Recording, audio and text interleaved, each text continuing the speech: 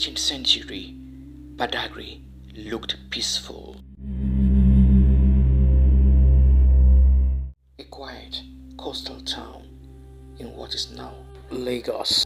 Fishermen moved across the lagoon. Traders passed through its markets. Beneath this calm was one of the most organized slave export systems in West Africa. Badagry was not just a town, it was a gateway where African lives were exchanged for goods and families vanished into the Atlantic forever. By the early 1700s, European demand for enslaved labor in Brazil, the Caribbean, and the Americas had exploded. European traders, mainly Portuguese and Brazilian agents, did not raid villages themselves. Instead, they relied on African middlemen, warlords, and coastal chiefs. Inland communities, Yoruba, Ego, and neighboring groups were destabilized by war, raids, and kidnappings driven by slave demand, and within a short while, tensions grew more and more.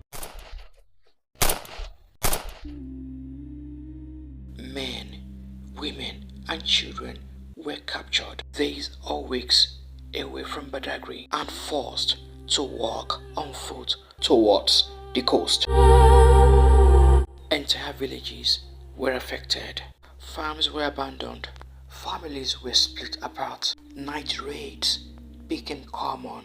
Trust among communities collapsed. Young men were targeted for their strength needed in labor. Women and children were taken for domestic and plantation works. Those captured were bound with ropes or iron chains, guarded with weapons supplied by Europeans themselves. The slave trade did not just remove people, it restructured society through fear.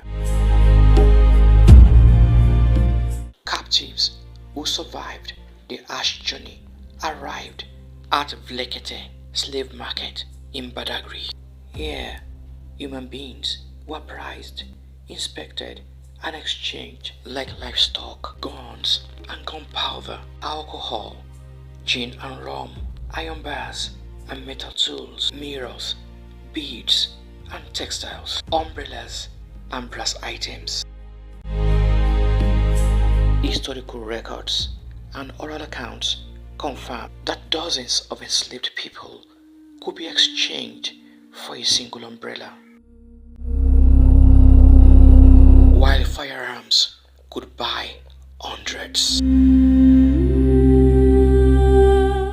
These goods fueled more inland wars, creating a cycle of capture and violence.